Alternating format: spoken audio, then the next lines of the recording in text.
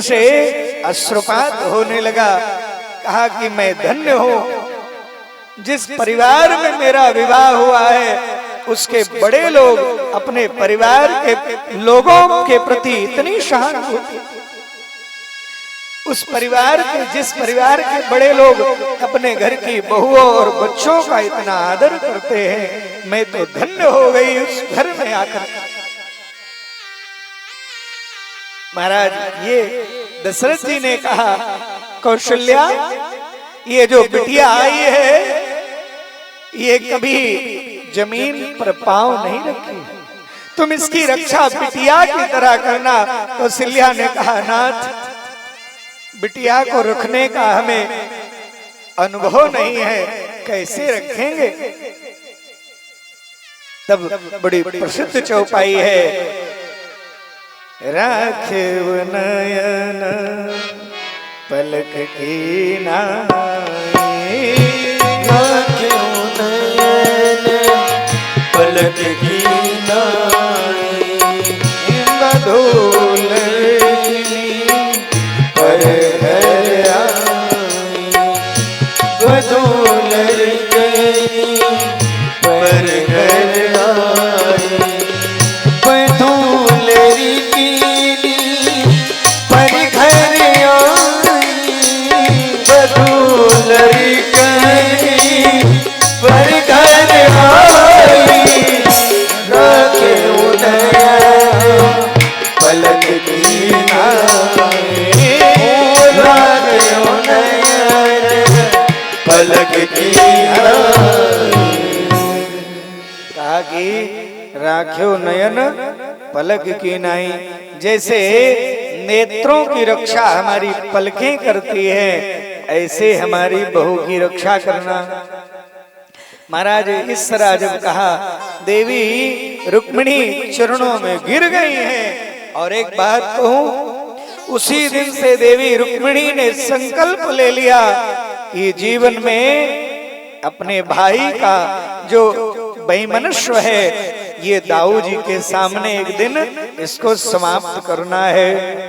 और एक बात कह दूं, रुक्मिणी महारानी यद्यप घर आई और उनके पति देव से तो उनका नहीं बना, लेकिन रुक्मिणी जी धीरे चुपके चली जाती थी भैया को राखी बांधने। हाँ, चुप्पे से रुक्मिणी महारानी चली जाती थी रक्षा बांधने, और भाई बहन में प्रेम बना रहा। समय आया तो उनकी एक बहन माने बिटिया थी, क्या नाम, रुक्मवती। रुक्मवती का विवाह भगवान के पुत्र से करा दिया। कहा भैया विवाह तो हो गया है, लेकिन कुछ समय बाद ये कमजोर पड़ जाएगा, तो एक काम करो हमारे लड़के से अपनी इस बिटिया का विवाह कर दो। तो महाराज रुक्मवती का विवाह करा दिया। अब इतना से काम नहीं चला, जब नाती हुआ भगवान के तो एक नतिनी थी रुक्मी की, रोचना नाम था, उसका पौत्र से विवाह करा दिया। 3 बार विवाह हुआ महाराज रुक्मी के। यहाँ से बोलिए भक्त वत्सल भगवान की। अब महाराज भगवान का दिव्य विवाह संपन्न हुआ। इनके यहाँ जन्म हुआ प्रद्युम्न महाराज का। प्रद्युम्न का जन्म हुआ तो उस समय शंबरासुर का बड़ा आतंक। शंबरासुर ने बुलाया विद्वानों को बुलाया महाराज, और कहा कि देखो महाराज ज्योतिष, हमारी मृत्यु कैसे होगी। तो ज्योतिषियों ने देखा कि महाराज आपकी मृत्यु तो बहुत निकट है, कैसे होगी। कहा कृष्ण के लड़के से आपकी मृत्यु होगी। तो कहा हम रहने ही नहीं देंगे। अच्छा, ज्योतिष जो है, ज्योतिष और आयुर्वेद ये दोनों तपस्या की विद्या है। चाहे जितना बड़ा ज्योतिषी हो, लेकिन उसका फलादेश सटीक बैठाना आसान नहीं है, ये तपस्या पर ही निर्धारित है। एक सत्य घटना आपको बताएं। एक ज्योतिषी के आगे एक बड़े व्यक्ति नाम नहीं लेंगे उनका। महाराज देश के बड़े व्यक्ति हैं, काशी में हमारे यहाँ ज्योतिष विभाग में लेके आए कुंडली, और कुंडली लेके आए और सामने कुंडली रख दिया। कहा महाराज देखिए कुंडली में क्या है, इसका विचार करिए और इसका फलादेश करिए। गुरुजी ने कहा कि भाई देखे कुंडली, और देख करके उन्होंने कहा कि देखो भाई ये कुंडली तुम्हारी नहीं हो सकती। क्यों? हमारी है। कहा ये कुंडली तुम्हारी नहीं हो सकती है, ये कुंडली जिसकी होगी वो मर चुका है। क्या बताया? कहा कि नहीं महाराज मेरी ही कुंडली है। अब आप कहा कि या तो ज्योतिष गलत है, या तो मेरा फलादेश गलत है, या तो ये कुंडली गलत है। और विद्या भी सही है, कुंडली भी सही है और गणित भी सही है, तो ये व्यक्ति मर चुका है। तो उस व्यक्ति ने कहा महाराज मैं ही हूं, मेरी ही कुंडली है और ये सही भी है, आप देखिए। अब सारा ज्ञान वही खाली हो गया। क्या बताएं? और ये देश के बहुत बड़े ज्योतिषी हैं, वो माने उनकी बहुत किताबें प्रचलित हैं ज्योतिष की, उनके सामने की बात है, वो सत्य घटना है। उन्होंने थोड़ी देर नेत्र बंद किए और सामने देखा और कह दिए महाराज एक काम करो, अपनी पत्नी की कुंडली मंगाओ। धीरे धीरे जाना और गए, अपनी पत्नी कुंडली मंगाए। तुरंत आ जाता है आजकल तो। पत्नी की कुंडली मंगाए और सामने पत्नी की कुंडली रखा, उसमें अखंड सौभाग्य का योग बना हुआ था। कहा इस देवी का विवाह जिससे होगा वो महाराज इसका सौभाग्य खंडित हो ही नहीं सकता है। गुरुजी ने कहा महाराज अब आप अपनी पत्नी की कुंडली से जीवित हो, उसके सौभाग्य के कारण आपका जीवन चल रहा है, इसलिए ये बहुत कठिन विद्या है। ज्योतिषियों ने देखा महाराज कि मृत्यु तो वहीं से होगी, कहा उसको हम टाल देंगे, हम उसकी व्यवस्था। धीरे से महाराज चले गए और वहां से संबरासुर भगवान के उस सूतिका गृह से ही ले आकर के कहा इसको मार देंगे, यही समाप्त हो जाएगी। लेकिन और मन में विचार आया, ध्यान से सुनिए बात समझ आएगी। मन में विचार आया कि यदि मैंने मार दिया तो फायदा क्या हो, इसको हम फेंक देते हैं समुद्र में, कोई जल जीव खा लेगा, उसका भी काम हो जाएगा। ले गए महाराज और उसी समुद्र में उसको फेंक दिया। एक न्याय है, सिद्धांत है, ताल कपोतन न्याय। ताल कपोतन न्याय सिद्धांत क्या कहता है, ध्यान से सुनिए बात समझ आएगी। सिद्धांत कहता है, मैया अब भी ध्यान से सुनो, कहता है सिद्धांत कि एक कौवा जा रहा था उस ताल के नीचे से और धीरे से उसके ऊपर गिरा ताड़ और कौवा मर गया। तो कोई ताड़ फेंक के मारे कौवा को संभव है, लेकिन वो संयोग था, ऐसे ही उसमें संयोग बना। बहुत क्या हुआ, एक संयोग बना। महाराज वो ले गया और वहीं से ऊपर से फेंक दिया। तब तक एक मछली बड़ा सा निकला था श्वास लेने, उसी के पेट में चले गए प्रद्युम्न जी। दूसरा संयोग बना, उस मछली को पकड़ा गया और फिर से मछुआरों ने देखा बहुत बड़ा महामत्स्य है, इसको कौन खरीदेगा, ले चलो राजा के यहाँ उपहार दे देते हैं। ले गए मैया, उपहार दे दिया और राजा के यहाँ उपहार दे दिया। राजा ने कहा ठीक है महाराज दे दो, हमारी रसोइयां, उनकी रसोइयां उस समय मायावती। ये मायावती बसपा वाली मत समझना, हाँ तो दूसरी मायावती। कहा रसोइयां मायावती, दे दिया। वहां फाड़ा गया, फाड़े तो महाराज उसमें एक सुंदर दिव्य बालक, एकदम सुंदर लेके जाने लगी देने। नारद जी प्रकट हो गए। नारद जी कहाँ ले जा रही है? कौन है ये? जानती नहीं हो ना? तुम्हें कुछ याद है? क्या हुआ? अरे तुम्हें अपने नाम को याद है? अपना नाम तो याद है। हाँ मायावती ना, तू तो रति है, रति कामदेव की। ओहो याद आया। हाँ अच्छा, और ये कौन है? शिव जी ने कुछ कहा था, याद है? क्या कहा था?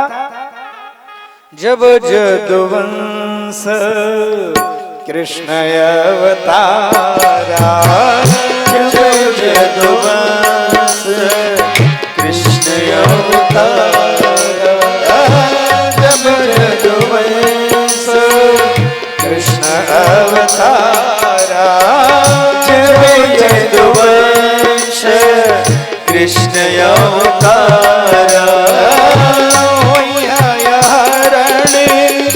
महामहिम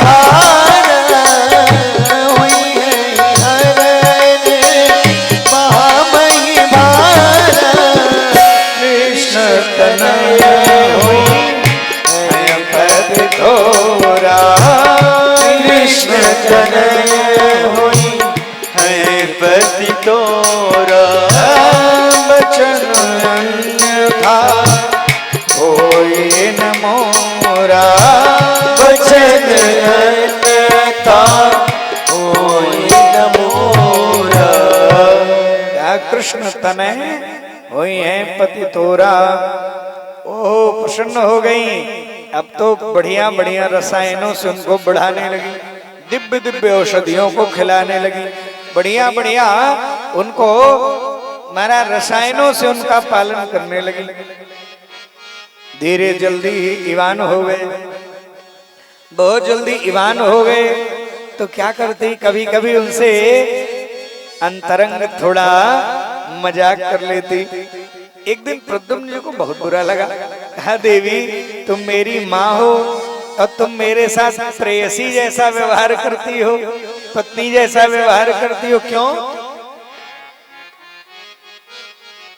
रति ने कहा महाराज, वही मायावती ने, रति ने कहा महाराज मैं आपकी माँ नहीं हूँ, मैं तो आपकी अधिकृता पत्नी हूँ। क्या हूँ? आपकी अधिकृता पत्नी हूँ मैं, आपकी माँ नहीं हूँ। अब आप केवल बालक नहीं है, आप हमारे कामदेव हैं। प्रसन्न हो गए और सारे दिव्य महाराज अस्त्रों को प्रदान कर दिया देवी ने। कहा इसको मार दो तब हम लोग चलते हैं। महाराज शंबरासुर का उद्धार हुआ। भगवान के यहाँ नारद जी के सहित दोनों लोग गए हैं। जिस समय गए प्रद्युम्न जी, देवी रुक्मिणी के स्तनों से दुग्ध निर्झरित हो रहे। उन्होंने कहा हमारा भी बच्चा होता तो आज इतने ही समय। नारद जी ने कहा होता नहीं, यही है। प्रसन्न हो गए सब लोग, बड़ा राजोचित स्वागत हुआ और सबने बड़ा आनंद लिया। अब महाराज इनके प्रद्युम्न जी के यहाँ भी एक बेटा हुआ जिसका नाम है अनिरुद्ध। क्या नाम है? अनिरुद्ध हुए। तो माने भगवान के नाती भी हो गए। लेकिन अभी भगवान के यहाँ विवाह की लाइन लंबी है। महाराज भगवान की सुधर्मा नाम की सभा में बड़ा दिव्य चल रहा था। सब देखा तो एक यदुवंशी है जिनका नाम है सत्राजित। बहुत ध्यान से कथा सुनिएगा। महाराज सत्राजित सूर्य के बड़े उपासक। सूर्य की उपासना से उन्हें एक मणि मिली थी जिसका नाम है श्यामांतक। श्यामांतक मणि की खासियत थी, ये जहाँ रहेगी वहाँ रोग नहीं होगा, ये जहाँ रहेगी वहाँ दरिद्रता नहीं आएगी। उसी से 8 भार सोना प्रतिदिन मिलेगा। एक भार में 20 तोला होता है, तो 8 भार सोना प्रतिदिन मिलेगा। महाराज दिव्य मणि थी, प्रकाश निकलता था। एक दिन धारण करके पहुंच गए सुधर्मा में। सभा में पहुंचे, सबने बड़ा स्वागत किया। लग रहा है सूर्य चले, इतनी चमकदार मणि है। जो उनके भगवान के पार्षद थे, माने मंत्रिमंडल के लोग, उन्होंने धीरे से कहा सत्राजित इतनी महंगी चीज घर में रखना ठीक नहीं है, इसको लाकर में मैंने भगवान के यहाँ जमा करा दो, भगवान धारण करेंगे इसे, अच्छे अधिकारी तो यही है। कुछ बोला नहीं, लेकिन मन में ही सोचा होगा कि बताओ सुधरे थोड़े। स्थिति ये हुई, दिया नहीं और चलाया वहां से। भगवान ने भी उसका अनुमोदन किया था, अपनी पत्नी को देते समय बता दिया कि देवी ये मणि ले लो तुम, लेकिन इस पे नजर कृष्ण की पड़ गई है। अब वो ऐसे आदमी है कि अगर नजर डाल दिए तो फिर खतरे है, बहुत संभाल के रखना इसको। रख तो दिया मैया घर में, ध्यान से सुनना, रख दिया घर में। एक दिन उसके भाई एक नए प्रसेनजीत, उन्होंने कहा भाभी हम थोड़ा जा रहे हैं आखेट के लिए, और तुम एक काम करो, ये मणि हमें दे दो, और ये मणि हमारे पास रहेगी तो कहीं ना कहीं से यात्रा में दिक्कत नहीं होगी। तो दे दिया मणि दे दिया, और वो लेकर गए। कुतूहल बस उनको एक शेर ने मार दिया, शेर ने मार दिया, अपने मुंह में मणि रख लिया, बड़ी चमकदार मणि। घोड़े को भी मार दिया। देखा वहां टहल रहे थे एक रीछ, उन्होंने देखा तो उन्होंने शेर को मार दिया, मणि ले लिया, ले गए अपनी बिटिया को दे दिया, खेलो। इधर सत्राजित ने अपनी पत्नी से कहा, मैया ध्यान से सुनना, बात समझ आएगी। नींद तो नहीं आ रही है ना, नींद नहीं आ रही है, बोलिए भक्तवत्सल भगवान की जय हो। तो कहा महाराज मणि के लिए अपने पत्नी से सत्राजित ने कहा, देखो देवी कहना किसी से नहीं, क्योंकि बहुत बड़े आदमी हैं, उनके ऊपर कलंक लगाना ठीक नहीं है, लेकिन यही सही है। इन्होंने मांगा था, हम दिए नहीं, हमारे भाई को भी यही मरवाए होंगे, और मणि भी ले लिया, कहना मत किसी से। अब अगर कह दिए कहना मत किसी से, कहा नहीं कहेंगे। एक दिन तो किसी तरह, दूसरे दिन गई होंगी कहीं, कौन सी पार्टी होती है शुक्ल जी, किट्टी पार्टी कौन है, हाँ, तो गई होंगी कहीं, और धीरे से एक सहेली से कह दिया, देखो बहन किसी से कहना मत। बड़ी गंभीर बात, हमारे पतिदेव मना किए हैं, और ये बड़े भगवान बनते हैं, हमारे भाई देवर को मरवा दिए और मणि ले लिया। उस मणि के